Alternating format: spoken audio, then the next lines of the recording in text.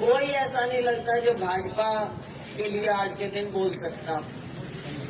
और दूसरी बात, सब उम्मीद लगाए हुए हैं हमारी ओर कि भाई आप लोग झूठ नहीं बोलते, जो कहते हैं वो करते हैं। तो साथियों, कांग्रेस पार्टी ने हमेशा आपका साथ दिया है। किसान का, मजदूर का, गरीबों का, छोटे दुकानदार का, आज सारे के सारे कोई भी वर्ग ले लीजिए आप, चाहे हमारा कामगार हो, किसान, मजदूर, दलित, पिछड़ा, हमारे युवा साथी, हमारे कर्मचारी, कोई तो वर्ग ऐसा हो जो इस सरकार से सुखी हो या संतुष्ट हो। आज के दिन चारों ओर जब भी हम बात करते हैं, युवा दिशाहीन हो रहा है, ना ढंग की शिक्षा मिल रही, ना आगे रोजगार। रोजगार का तो ये मतलब है कि सरकार की सोच ही नहीं है। 30-30 लाख सरकारी नौकरियां खाली पड़ी हैं केंद्र में, लेकिन वो भरनी नहीं। हमारे बच्चे तैयारी करके फौज में जाते थे, आज वो रास्ते बंद कर दिए। फौज में जाएंगे कैसे?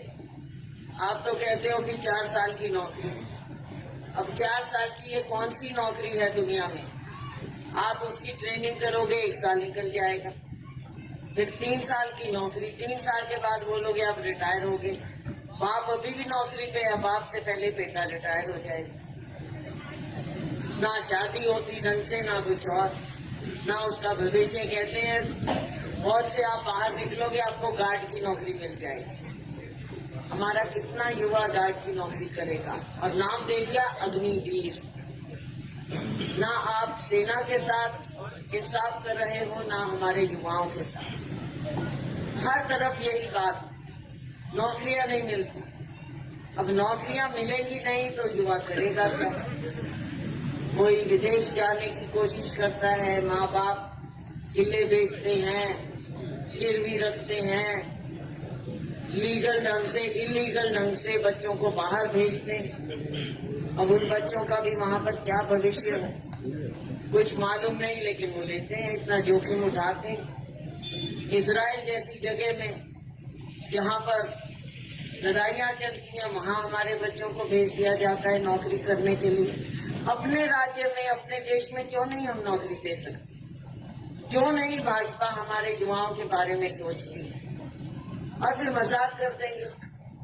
अब माननीय प्रधानमंत्री जी जैसे लोग कहें कि भाई पकौड़े बेचना भी तो काम है, तो भाई कितने युवा पकौड़े बेच बेच के काम चलाएंगे?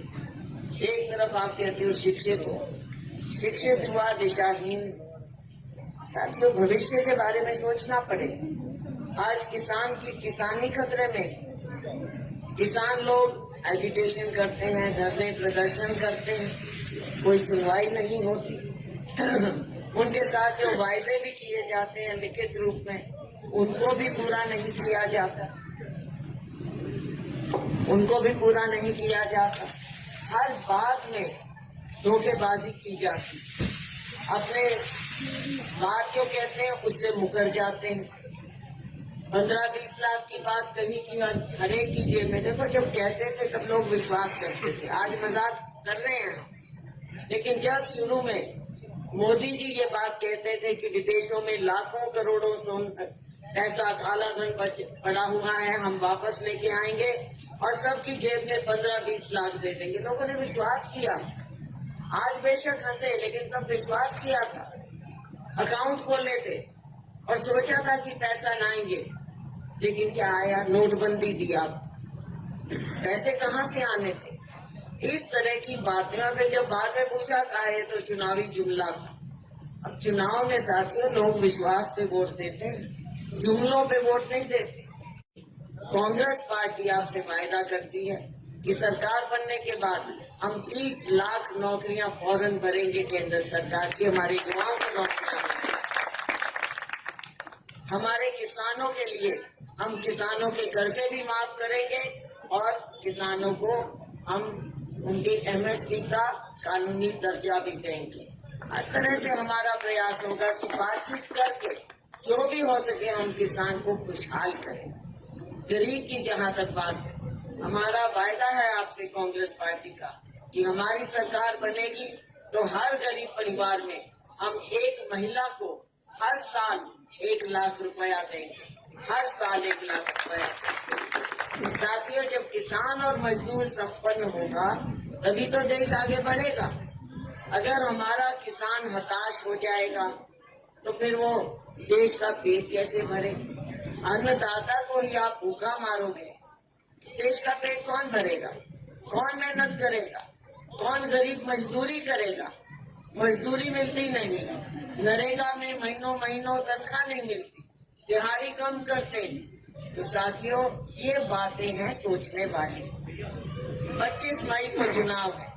मेरी आप सबसे गुजारिश है कि आप लोगों का हमारा प्यार, मेरे पिताजी स्वर्गीय चौधरी दलबीर सिंह जी के समय आप याद कर रहे हैं, उनके समय से हमारा लगाव रहा है। उनका बहुत लगाव था यहाँ, और उनके बाद आपने मेरा भी साथ दिया है। तो मैं तो आपको विश्वास दिलाती हूँ कि आपका हमारा ये साथ आज का नहीं है, पुराना है।